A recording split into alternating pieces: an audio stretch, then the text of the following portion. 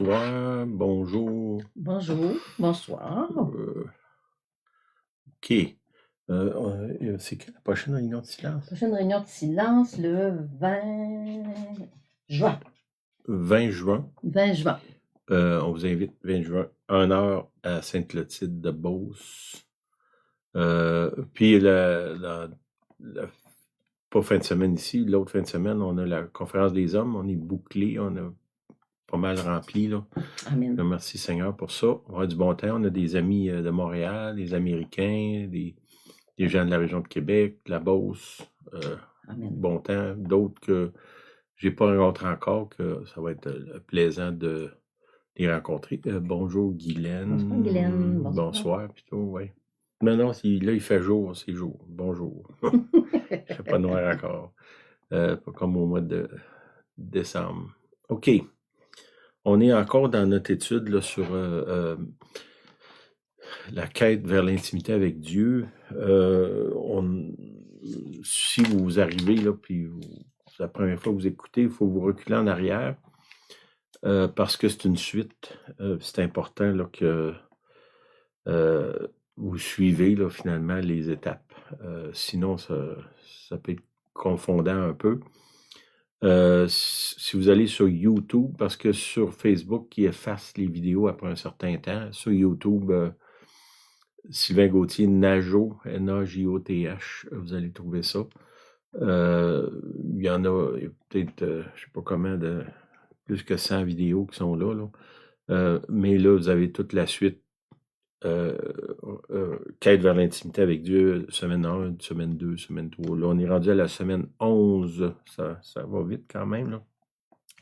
OK, on est encore aussi devant, dans le fond, les côtés tordus de l'humain qui l'empêchent de rentrer en relation pleine avec Dieu et avec les autres. Hein. Les 2 premiers commandements, aime Dieu, aime ton prochain. Mais tant qu'on est on va dire, dans la chair, si on peut dire ça comme ça, c'est compliqué. Puis souvent, des relations, j'utilise le mot avorte, là, mais ils vont détruire, s'éloigner, se refroidir. Des fois, ça finit en guerre, si on peut dire ça. Puis, cette semaine, on est rendu, je vais reprendre encore ma feuille, là, tiens, comme ça. OK, on a fait bien paraître, se sentir bien, avoir raison. Là, on est demeurer en contrôle. Dans le fond, demeurer en contrôle, toutes les autres découlent de ça. Là. Je veux rester en contrôle de ma vie, je veux rester en contrôle des relations avec des gens avec qui je suis. Ça nous retient pour s'abandonner au Seigneur. Je vous l'ai dit déjà, là, selon moi, le vrai combat de la vie chrétienne, c'est l'abandon. Puis tant qu'on veut contrôler, c'est comme si on disait, Seigneur, ce dossier-là, il est trop important pour toi, je vais m'en occuper moi-même. Hein, souvent, ce qui est en arrière du contrôle, c'est je vais m'en occuper moi-même, je vais régler ça moi-même. Puis il y a juste moi qui peux le faire. Ça, il y a ça aussi. OK? On va voir des versets. Dans Luc 4, 6, c'est le diable qui parle à Jésus, là, quand il y a la tentation. Il dit, je te donnerai toute cette puissance et la gloire de ces royaumes, car elle m'a été donnée et je la donne à qui je veux. Bon. Le diable, il dit, je vais donner de la puissance puis la gloire. OK? Ce qui est en arrière du contrôle, c'est le désir de puissance. Puis, ce qui va avec, je suis au-dessus de la moyenne parce que je contrôle mon environnement. C'est une espèce d'orgueil spirituel. humain aussi, là. Puis ça, c'est Satan qui vient jouer avec le côté humain de Jésus, qui dit, ben là, si tu te prosternes devant moi, moi, je vais te donner le contrôle, la puissance. Il touche le désir humain, puis là, il continue au verset, c'est Luc 4, 6, 7, 8, il continue en disant, si donc tu te prosternes devant moi, elle sera toute à toi. Okay? Ce qui donne finalement le contrôle sur l'humanité que lui prétend avoir. Il dit, ça m'a été donné, je peux le donner à qui je veux. Bon, il y a toutes sortes de façons de voir ça. Il y en a qui disent, ben, il mentait en disant ça. Il y en a d'autres qui disent, ben non, parce que quand Adam et Ève a failli dans sa tâche, il a donné le contrôle de la terre au diable. Bon, on peut débattre d'un côté ou de l'autre, là, mais définitivement, il a quand même fait cette offre-là à Jésus. Jésus répond, il dit, ben, tu adoreras le Seigneur ton Dieu et tu le serviras lui seul. OK? Dans l'idée du contrôle, dans le fond, je me sers. C'est moi qui contrôle, donc les autres deviennent mes serviteurs d'une certaine façon, là. C'est moi qui règne. Ça peut être sur ma vie, mais aussi, souvent, ça s'étend sur la vie des gens autour, là. Les gens qui contrôlent, d'habitude, ils font pas juste se contrôler eux, là, ils contrôlent les autres autour. Des fois, c'est des organisations, des fois, c'est des personnes. OK. Il y a ça en arrière, là. OK? Puis ça ressemble, là, si on va dans Ésaïe 14, verset 13, c'est les 6 je de Satan. Puis là, il parle de Satan, il dit, tu disais en ton cœur, je monterai au ciel. Hein, j'élèverai mon trône au-dessus des étoiles de Dieu. Je m'assiérai sur la montagne de l'Assemblée, à l'extrémité du septentrion. Je monterai sur le sommet des nues. Je serai semblable au Très-Haut. OK. Bon, on voit Satan là, qui il est rempli d'orgueil, puis il dit, ben, je vais m'élever, puis je vais contrôler comme Dieu peut contrôler. Puis je vais m'élever même au-dessus de lui. Hein. Je serai semblable au Très-Haut. L'idée du contrôle, c'est ça. Puis la vérité, c'est que la plupart de nous, on contrôle à peu près rien, là. Pas beaucoup de choses qu'on contrôle. Simplement une journée ordinaire. Mettons, le matin, je planifie d'aller à tel endroit, de rencontrer telle personne, de faire ça, différentes choses. Puis des fois, c'est des choses banales. Je sais pas, moi, je veux passer l'aspirateur, puis ça finit à la fin de la journée, je l'ai pas fait. Parce qu'il est arrivé quelqu'un, puis il y a un autre qui m'a appelé, puis j'ai été obligé de partir, puis j'avais une autre occupation, puis finalement, la journée est passée, puis c'est ça. D'autres fois, c'est des choses très importantes. J'ai un rendez-vous, je sais pas, moi, pour une opération, puis j'ai un accident en chemin, puis là, ben, je peux pas y aller, ou j'ai une crevaison, j'arrive en retard, je manque mon avion. Bon, beaucoup de choses on se croit en contrôle, que finalement, ça nous échappe, ça nous glisse entre les doigts. Puis là, ben, ce que ça crée, ça crée de l'anxiété. Hein? Ce géant-là, il veut toujours avoir la main sur le volant. Je vous ai déjà parlé d'une expérience spirituelle que j'ai eue où est-ce que moi je conduisais un auto, puis bon, il y a plusieurs choses, mais à un moment donné, le Seigneur est assis comme côté passager. Puis quand il me demande d'y laisser le volant dans cette expérience-là, je serre le volant très serré comme non, je suis pas sûr que je veux te laisser le volant, Seigneur.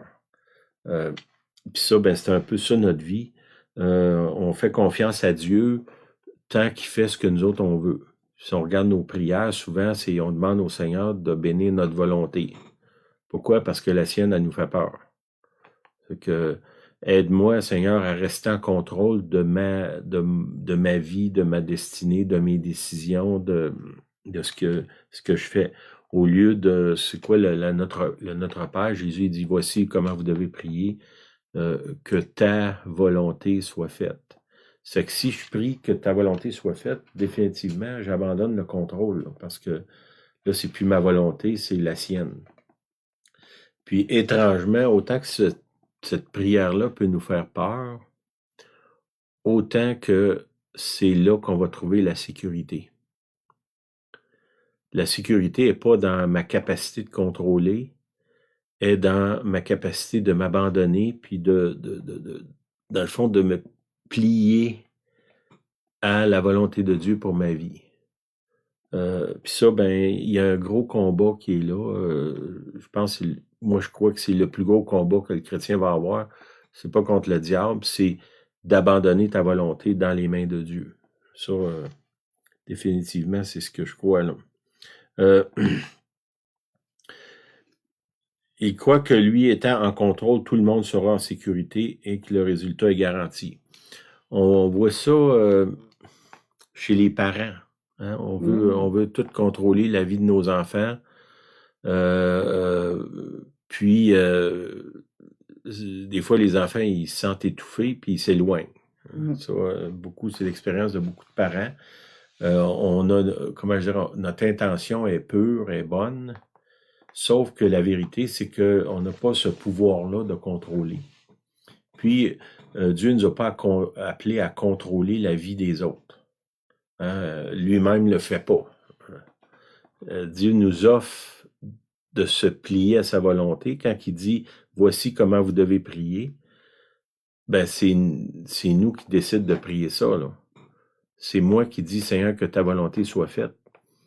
En disant ça, c'est comme si j'abandonne le libre arbitre, ma capacité de dire « Seigneur, je veux faire ma volonté ». J'abandonne ça, puis je dis au Seigneur, ben,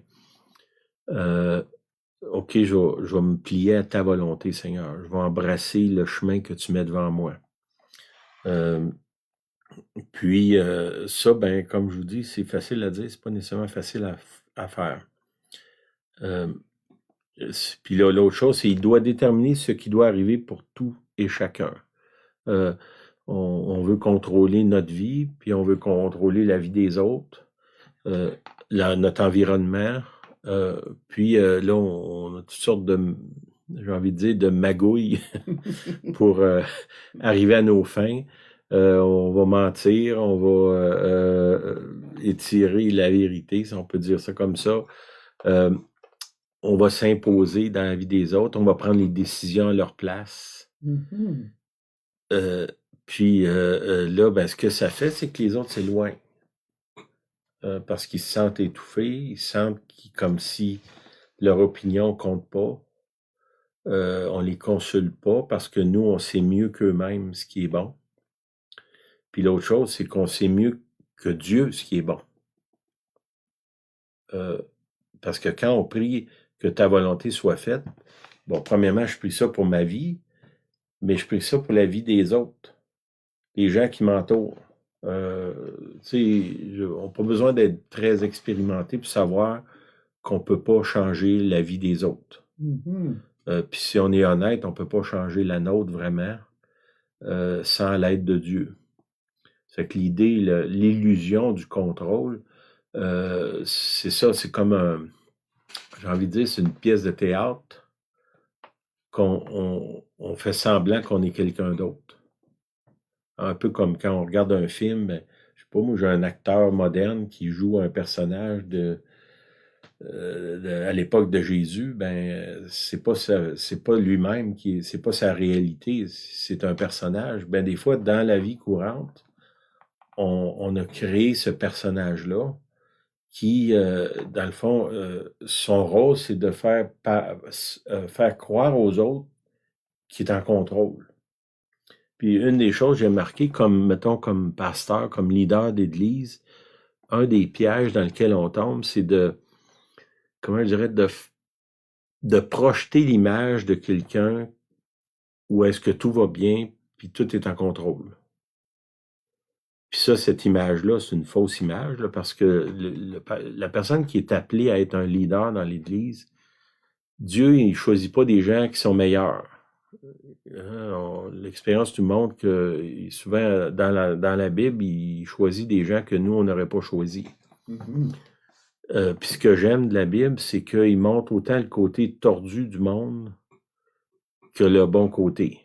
Si on lit les histoires de David, si ça s'arrêtait, mettons, des humains qui auraient écrit ça, ben il y a bien des choses qui ne seraient pas écrites, là.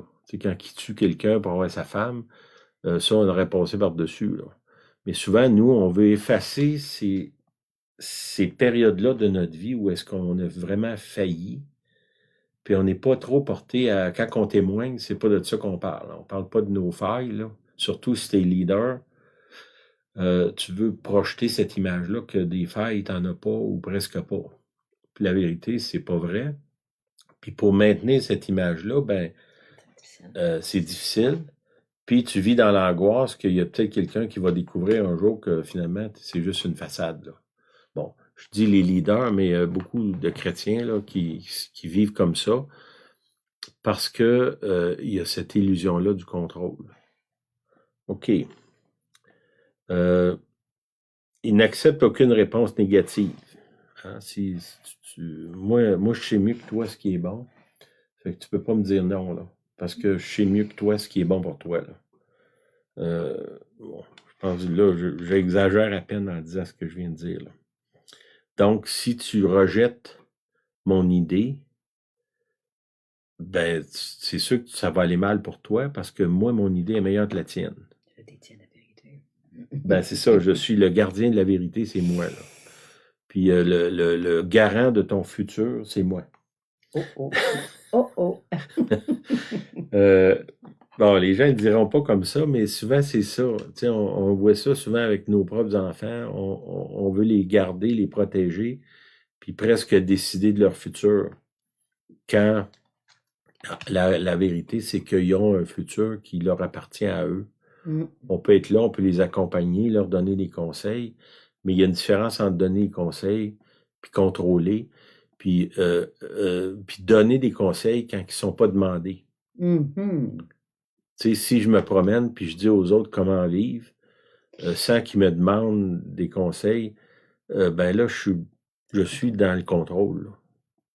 Puis je suis dans c'est une forme d'orgueil de dire, ben, je vais t'expliquer comment gérer ta vie parce que moi, je sais mieux que toi comment gérer ta vie. Mais si souvent on se regarde nous-mêmes, notre vie est pas si flamboyante que ça, là. Puis est-ce qu'on a vraiment les moyens d'aller dire aux autres quoi faire? Je dirais qu'on devrait être prudent là-dessus. Si quelqu'un vient me voir et me demande des conseils, c'est une chose. Que moi, je fais le tour de mon entourage pour leur dire comment gérer leur vie. Souvent, ces gens-là, ils me voient, moi, puis ils disent, ben, je regarde ta vie, là, puis t'es pas un modèle pour moi, là. Ou, ben non, si je veux vivre ma vie, c'est pas exactement une copie de la tienne que je cherche, là. OK. Il va utiliser et même consommer ceux qui l'aiment. Et il peut ressentir de loin ceux qui vivent sous une dépendance affective. Bon, les gens qui ont, on va appeler ça un esprit de contrôle, c'est pas nécessairement un démon, là, un esprit démoniaque, mais un esprit humain de vouloir contrôler, excuse-moi, je suis accroché, qui vouloir contrôler, ben, qu'est-ce qui arrive, c'est que là, je vais souvent aller vers les gens qui sont vulnérables. Puis je vais commencer à contrôler leur vie ou à leur dire comment vivre leur vie, là. Puis si la personne elle résiste, là, ça va être difficile à accepter pour moi, là. OK? L'anxiété est un symptôme majeur de ceux qui craignent de perdre le contrôle. Ça, c'est une autre chose. Cette idée-là de contrôler, quand dans la réalité, on ne contrôle pas grand-chose. Tantôt, je vous parlais juste de passer l'aspirateur, là. Oublions plein d'autres choses qu'on planifie, là. C'est sûr que je vis dans l'anxiété que ça n'arrivera pas, là. Puis là, j'avais planifié ma journée, puis là, quelqu'un est arrivé, il a dérangé mes affaires, puis là, je vis anxieux parce que j'ai pas accompli mon projet ou mes plans de la journée ou de l'année ou ouais, c'est ça. Ça dit dans la Bible de inquiète-toi pas du lendemain. Mais si je suis en contrôle, oui, je m'inquiète du lendemain, puis je m'inquiète de ce qui va arriver dans 5 ans, puis dans 2 ans, puis je passe mon temps à m'inquiéter finalement, puis je vis dans l'anxiété. La peur de perdre le contrôle, mais en réalité, la vérité, c'est qu'on n'a pas le contrôle. Hein? Qu'est-ce qu'on fait? C'est qu'on navigue dans des eaux troubles, qui est la vie. Puis notre rôle, c'est d'essayer de maintenir le cap, oui, autant qu'on peut. Puis, tu sais, quand je dis de ne pas vouloir contrôler, ça ne veut pas dire que je fais rien puis j'abandonne. C'est je m'adapte à ce qui se passe dans ma vie. Là. Puis je me souviens, un de mes amis, le pasteur Hoover, lui, il disait « Bénis les flexibles, ils vont plier puis ils ne casseront pas. Hein? » Ça veut dire que je dois être flexible dans mon agenda, même au quotidien, parce qu'il y a beaucoup de choses que j'ai planifiées qui n'arriveront pas. Moi, je suis partisan de planifier, puis de rêver, puis de toutes sortes de choses. J'ai toutes sortes de plans dans ma tête depuis des années. Il y a plein de choses qui sont jamais arrivées, là. Mais je veux pas comme paniquer puis être anxieux parce que ce que je planifie n'arrive pas. J'ai des choses que j'aimerais faire, que j'aimerais créer, j'aimerais voyager, j'aimerais rencontrer des gens, puis tout ça. Puis, mais, dans le fond, je peux demander au Seigneur, Seigneur, j'aimerais ça aller à tel endroit, ou faire telle chose, ou acquérir telle affaire. Mais Seigneur, toi, tu sais mieux que moi ce qui est bon. Je te fais confiance. C'est que je peux être un rêveur. Moi, je pense que je suis un rêveur. Je ne sais pas si je peux dire ça, là, Julienne. Beaucoup. Mais beaucoup de choses que je rêve, n'y arrivent pas. Mais j'ai appris à être flexible parce que je sais que Dieu sait mieux que moi ce qui est bon pour moi. OK? Ça veut dire que s'abandonner au Seigneur, ce n'est pas s'écraser. C'est être flexible. Tout en ayant des désirs, des rêves, des prières, des choses qu'on demande, mais que la fin, Seigneur, j'aimerais ça telle chose, mais ta volonté, c'est mieux que la mienne. Si on peut gérer ça comme ça, là. Ceux qui craignent de perdre le contrôle ainsi que l'incapacité de se reposer sont des signes démontrant que ce géant est à l'œuvre. On parle des 7 géants, là, c'est notre étude là-dessus. Incapable de me reposer. Pourquoi? Parce que j'ai toujours l'impression que je dois contrôler l'environnement. Là. Au lieu de me reposer, celui qui est vraiment en contrôle, c'est Dieu. Là. Hein? Il n'y a rien qui arrive sur la terre que Dieu soit qui est l'initiateur ou qui le permet parce qu'il y a un but en arrière. Là. C'est que même les choses positives, les choses négatives, ça dit dans la Bible, toute chose concourt au bien de ceux qui aiment Dieu. Ça inclut toute chose. Ce qui fait notre affaire, ce qui ne fait pas notre affaire. Ça concourt à notre bien. Fait que les choses qui m'échappent, ça concourt à mon bien. Je ne sais pas nécessairement comment, mais je sais que celui qui contrôle tout, il a le pouvoir, il a le pouvoir de contrôler. Donc, si je me soumets à sa volonté, lui, il a les ressources. Hein, Dieu, il a des ressources illimitées, capacité illimitée, une vision illimitée. C'est que si je me mets sous son aile, ça c'est le psaume 91, celui qui repose à l'abri du Tout-Puissant, ça repose... Et on le savait par cœur. On le savait par cœur, là, j'oublie un morceau. Julien va le chercher.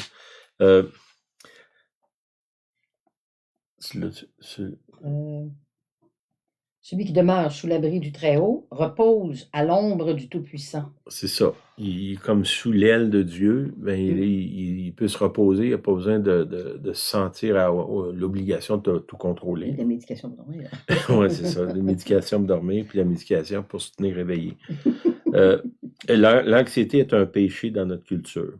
Et pour certains, de s'isoler est une façon de contrôler. OK? Je peux être là à dominer sur les autres. Puis je peux me cacher pour pas voir personne. Comme ça, je contrôle mon petit environnement. Personne vient me déranger. Ça aussi, c'est du contrôle. Je ne m'expose pas à des gens qui me dérangent. Comme ça, je reste en contrôle. Je rentre pas en relation avec les autres. Puis ici, j'ai un texte, c'est Pour certains, de s'isoler est une façon de contrôler soit la crainte que s'ils commencent à aimer quelqu'un, cette personne pourrait les blesser et les faire souffrir. Bon. En relation, je peux dominer, mettons, je domine Julienne, je la contrôle, ou je la laisse pas approcher parce que j'ai peur que si je me mets à l'aimer puis qu'elle m'abandonne, là, je vais souffrir. Ça, je prends pas le risque de souffrir, donc je rentre dans aucune relation. Mais ça, c'est une forme de contrôle aussi, là. Je contrôle ma solitude, on va dire comme ça. Ou de l'autre côté, je contrôle mon environnement. Mais les deux, c'est du contrôle, puis les deux sont destructeurs. Dieu a mis dans l'humain l'humain est profondément relationnel. On a besoin des relations avec les autres, mais en même temps, quand on rentre en relation avec les autres, on souffre. Parce que il y a personne de parfait, puis les gens vont nous décevoir, puis tout ça. Il faut que j'apprenne à aimer comme Dieu me demande. Hein. La plus grande de ces choses, c'est l'amour. Dans l'amour, ben, il y a une forme d'abandon envers l'autre, qui a un risque, mais ce risque-là, il vaut la peine. C'est mieux comment je dirais, j'aime mieux de souffrir en allant vers l'autre que de m'isoler. Puis de l'autre côté, d'aller vers l'autre sans vouloir le dominer, de respecter sa bulle, si on peut dire ça, puis de ne pas m'imposer dans sa vie finalement, là, imposer mes idées dans la vie de l'autre. Bon, je sais pas si ça... C'est clair. C'est clair, c'est clair, oui, OK. Sans Dieu dans l'équation, c'est que là, je reviens à ça, le désir de contrôler, demeurer en contrôle, dans le fond, le but de notre étude, c'est de reconnaître qu'on contrôle, soit en s'isolant, ou soit en dominant sur les autres, soit en étalant notre grande sagesse à des gens qui veulent pas nécessairement l'entendre, là. Ben tout ça, ça détruit les relations. Toute notre étude porte sur ça, là, ce qui endommage les relations, puis contrôler, ça en est une. Puis on veut contrôler les autres, puis on se demande pourquoi ils s'éloignent. Ben, oui, Guylaine a dit l'orgueil caché. Oui, il y a de l'orgueil dans ça. Puis il y a des fois, en arrière de l'orgueil, il y a de la peur. Hein, c'est comme je vous ai dit, c'est un masque qu'on porte, qu'on projette vers les autres, dire, ben moi, je suis en contrôle de ma vie. C'est quoi la chanson I Did It My Way? Je l'ai faite à ma manière, là. OK. Sans Dieu dans l'équation, la perte de contrôle mènera à de la rage, de la violence et d'autres comportements destructeurs. Ça peut être un des comportements, comme je vous ai dit, ça peut être de s'isoler. Les autres veulent pas faire ce que je veux qu'ils fassent, donc je les rejette puis je me cache dans mon coin. Ou si j'ai un caractère fort, ben je vais dominer sur eux, là.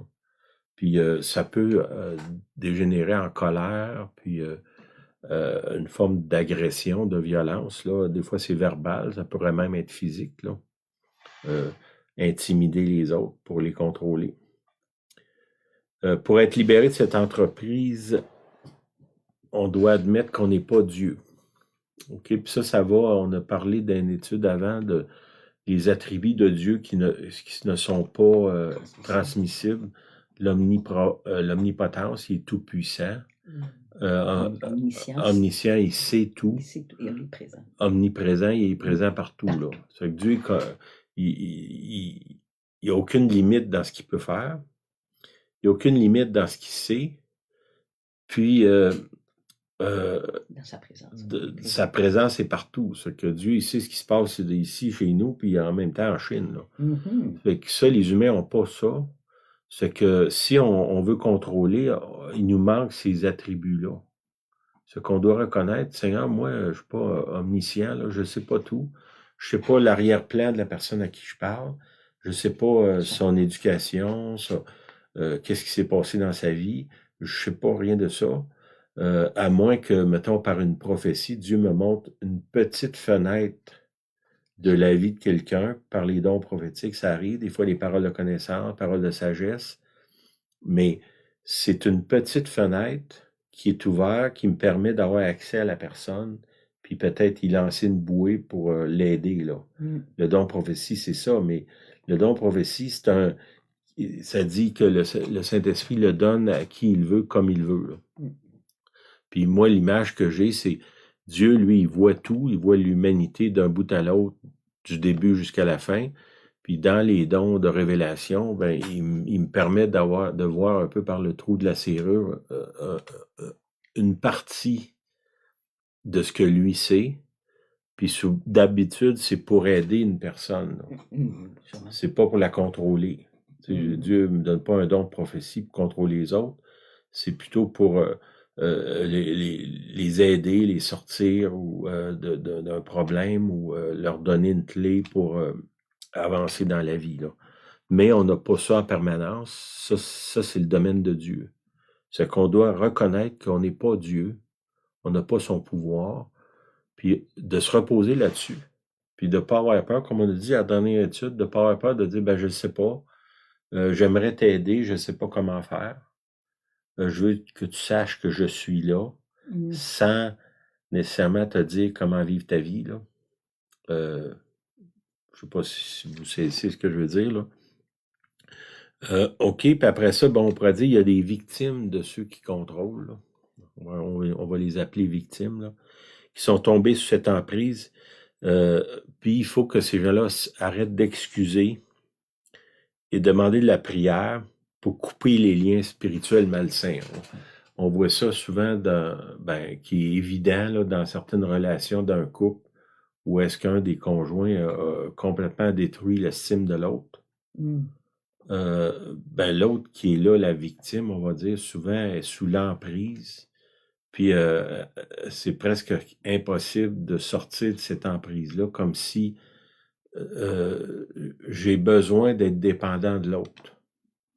Puis c'est arrivé, c'est déjà arrivé ici, là, quelqu'un qui est venu à notre église qui m'a dit, ben moi, ce que je voudrais, c'est que tu me dises quoi faire de ma vie. La personne m'a demandé ça. C'est sûr que j'ai refusé, là. C'est pas mon rôle, ça, c'est le rôle de Dieu. Puis si mettons que j'aurais accepté ça, ben c'est sûr que ça aurait été un échec parce que j'ai pas les pouvoirs de Dieu, là.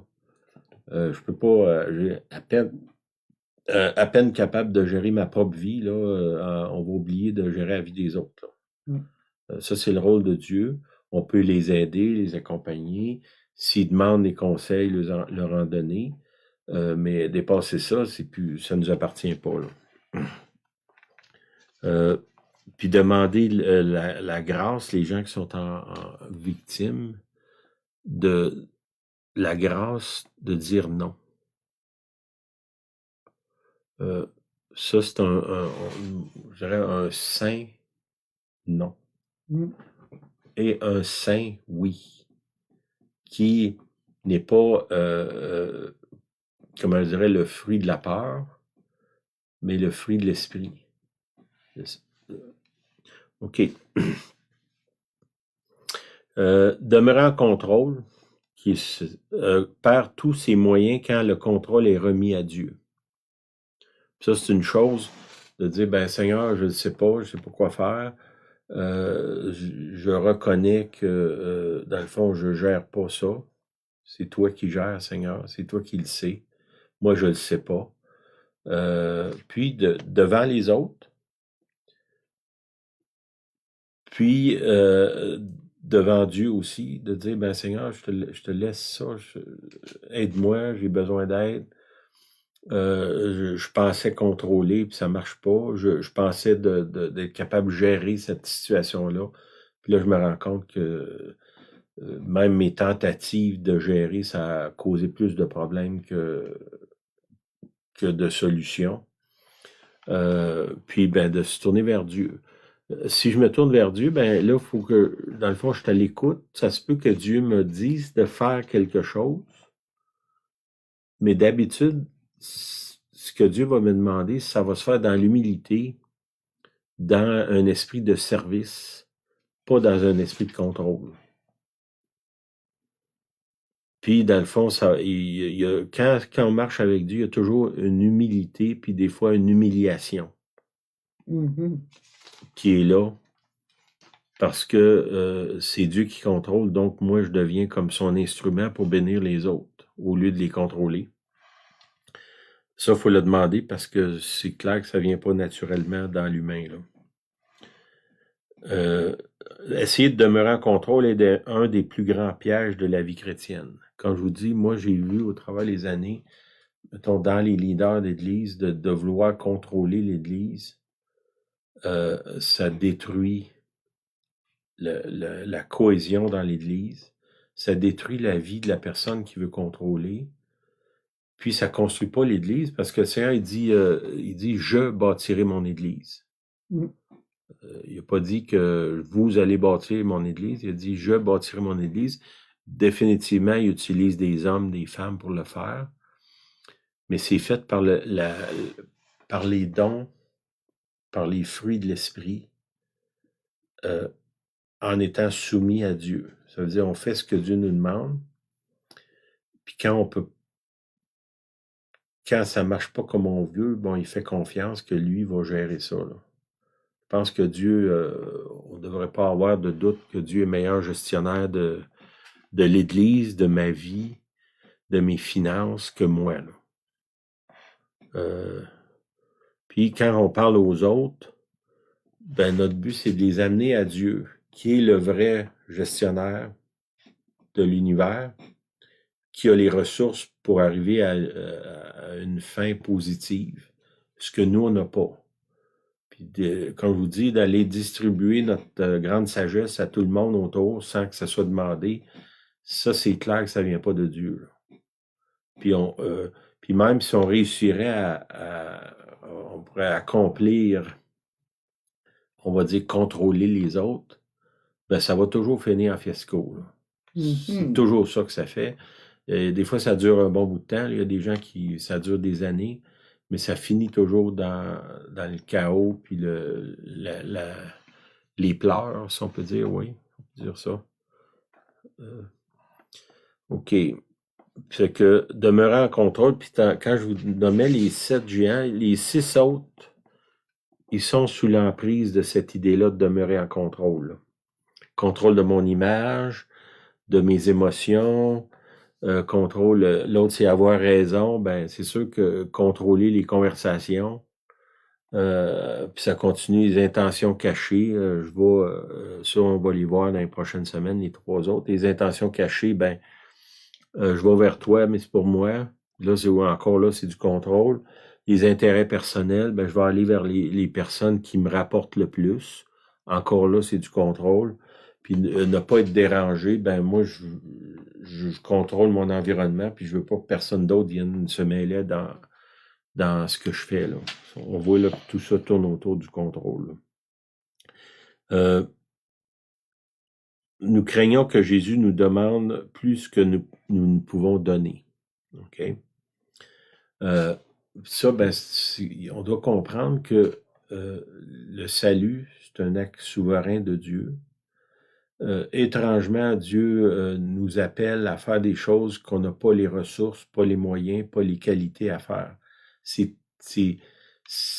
Comment je dirais, c'est au cœur de l'expérience chrétienne. Tu sais, Jésus, il te demande de bénir ceux qui te maudissent. C'est clair que c'est pas dans ma nature de faire ça, là. Quelqu'un te demande ton manteau, ta chemise, donne-lui ton manteau en plus.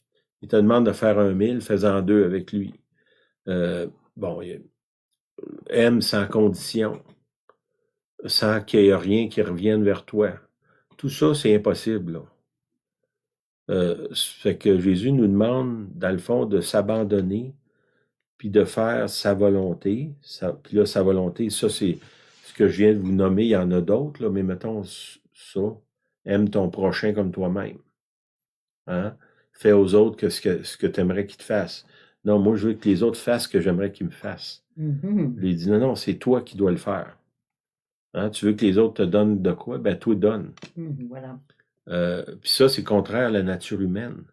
Fait que c'est sûr que si je veux demeurer en contrôle, ça va à l'encontre de tout ça, là.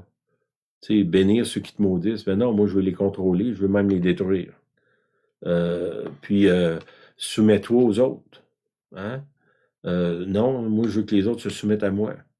Fait que tout ça, ça va à l'encontre de ma nature, puis de cette idée-là que je veux contrôler mon environnement.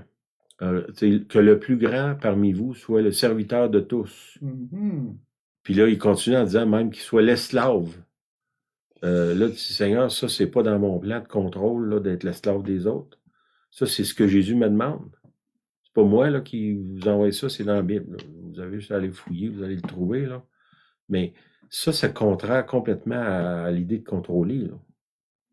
Puis étrangement, si on embrasse le royaume de Dieu, ce que Jésus nous enseigne, c'est là qu'on est libre.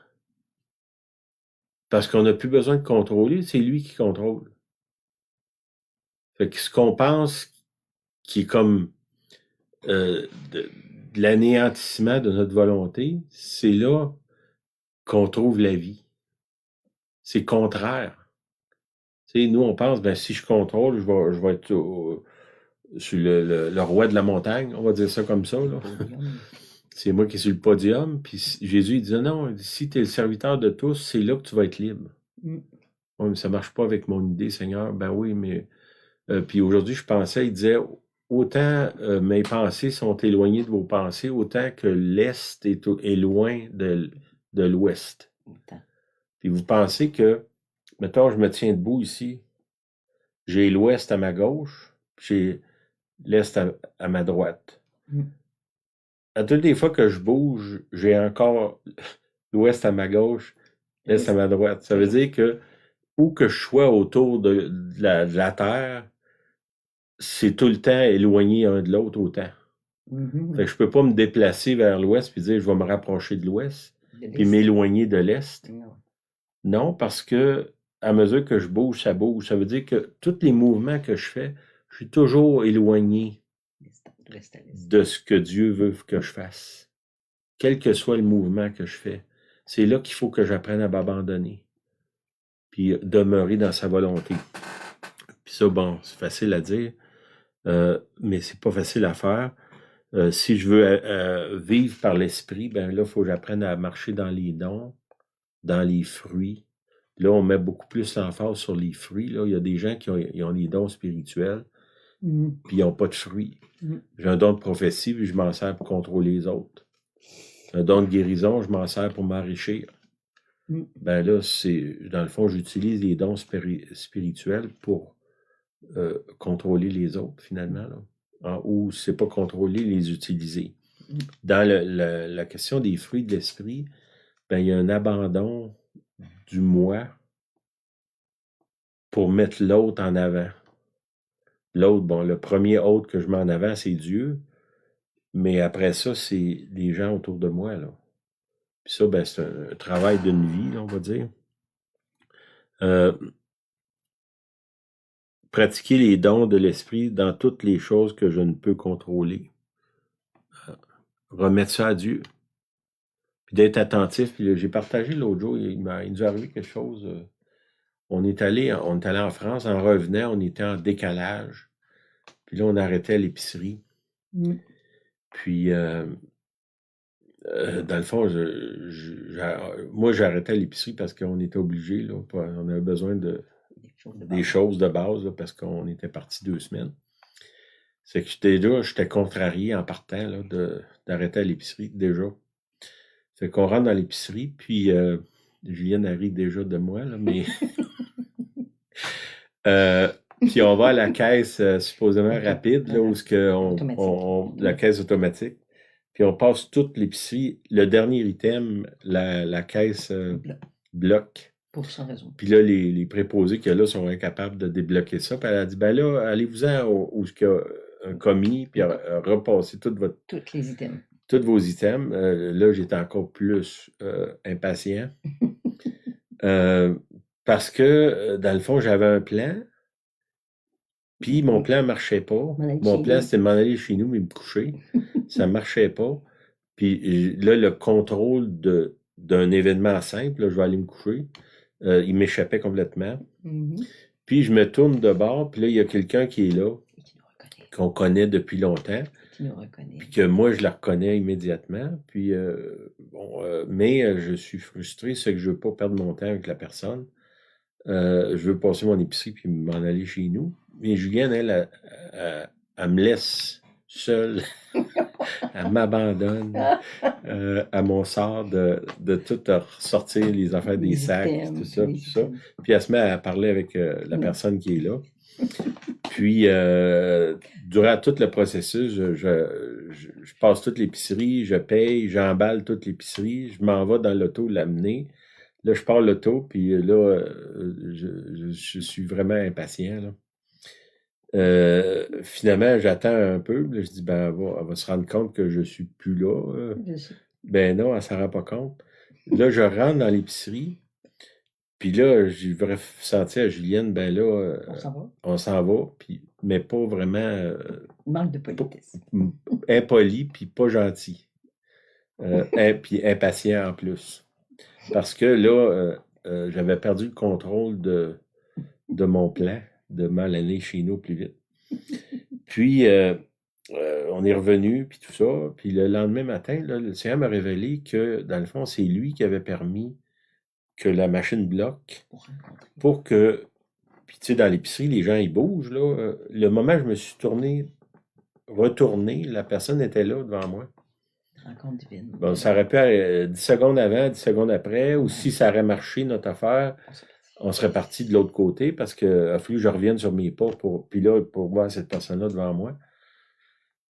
Pour me rendre compte que Dieu avait comme trafiqué des événements. Tu sais, on dit que puis en plus, j'avais enseigné sur ça, en France, d'être attentif parce que Dieu intervient dans notre vie bien plus qu'on pense. Puis là, Dieu il est en train d'intervenir dans ma vie, mais parce que moi, je n'étais pas disposé, ou j'avais un esprit de contrôle, je peux dire. Je pense, oui. Qu'est-ce que tu en penses? Je suis d'accord. Un esprit de contrôle qui là, était là, puis je pouvais trouver 50 excuses, j'étais fatigué, blablabla, mais c'était quand même ça. Puis en plus, j'avais enseigné là-dessus de dire, soyez attentifs aux événements, parce que Dieu trafique des événements dans votre vie. Il dérange vos plans, vos projets, parce que lui, il a un projet plus grand que le vôtre. Fait que l'idée de tout ça, c'était que Julienne rencontre cette personne-là, puis il y a une conversation avec. Puis moi, à cause de mon impatience, j'ai abrégé la conversation. Puis, dans le fond, c'est ça, j'ai manqué vraiment cette affaire-là. Puis ça allait avec l'idée du contrôle, là. C'est que juste, je sais pas pourquoi je dis ça, là, mais juste pour dire, ben, soyez attentifs à ce qui se passe. Puis si les événements échappent à votre contrôle, ben, peut-être c'est Dieu qui est en train de s'impliquer dans votre vie, puis qui veut vous utiliser pour son royaume, mais que vous, comme moi, j'ai fait, que là, ça a échappé à mon contrôle. Puis là, je m'en suis... j'ai failli, finalement, dans un rendez-vous divin. Puis en plus, j'ai comme coupé court à Julienne, qui, elle, avait, peut-être même sans le savoir, embrassé à cet événement-là. Là. OK. Fait que... Ouais, c'est ça. Fait que... Soyons attentifs. Ouais, c'est ça. OK. En fait, je suis appelé à m'abandonner et à faire confiance. Ce que dans ce cas-là, je n'ai pas fait, là. Tout le contraire de contrôler. OK? Puis, je vais finir avec un verset, c'est dans Philippiens 2,13, ça dit que c'est Dieu qui produit en vous le vouloir et le faire selon son bon plaisir. OK? Là, je veux mettre l'emphase sur son bon plaisir. C'est le plaisir de Dieu d'intervenir dans nos vies, qui produit en vous le vouloir et le faire. Mais il faut que nous, on abandonne le contrôle pour entrer dans le bon plaisir de Dieu. Puis ça, c'est pas évident. Je vous encourage à avoir une conversation avec Dieu qui va durer probablement toute votre vie. C'est dans Philippiens 2,13, le dernier verset. conversation avec Dieu sur l'abandon du contrôle. Parce que, tu sais, on peut bien dire, ah, j'ai prié là-dessus, là, puis je l'ai abandonné. Non, ça te lâche pas facilement, là. C'est rester accroché. On dirait que ça fait partie de notre ADN, là, ce désir-là ou cette peur-là de vouloir contrôler. Fait que juste prier, dire, Seigneur, j'abandonne le contrôle, mais pas en pensant qu'en faisant ça, tout est réglé. C'est loin d'être réglé. Là. C'est un combat tous les jours. Là. Moi, je l'ai vu l'autre semaine très clairement. Pas sur le coup, je l'ai vu le lendemain. Ben, Seigneur, aide-moi à le voir sur le moment au lieu du lendemain. Amen. Amen? Amen. OK. T'avais-tu quelque chose? Oui, je vais juste rajouter, parce qu'il y a le mot illusion que Sylvain a parlé dès les premiers.